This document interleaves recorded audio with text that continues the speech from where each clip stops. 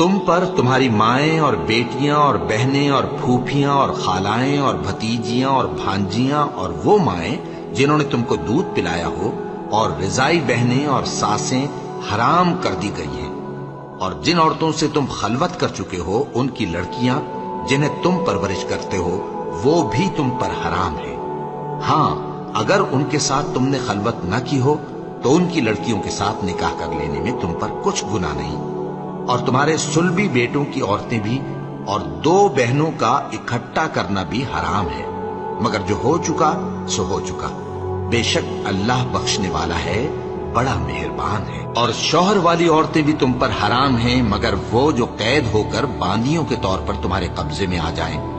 یہ حکم اللہ نے تم کو لکھ دیا ہے، اور ان محرمات کے سوا دوسری عورتیں تم کو حلال ہیں، اس طرح سے کہ مال خرچ کر کے ان سے نکاح کر لو، بشرطے کہ نکاح سے مقصود عفت قائم رکھنا ہو، نہ کہ شہوت پرستی۔ تو جن عورتوں سے تم لطف اندوز ہوئے ان کا مہر جو مقرر کیا ہو ادا کر دو، اور اگر مقرر کرنے کے بعد آپس کی رضامندی سے مہر میں کمی بیشی کر لو تو تم پر کچھ گناہ نہیں، بے شک اللہ سب کچھ جاننے والا ہے، حکمت والا۔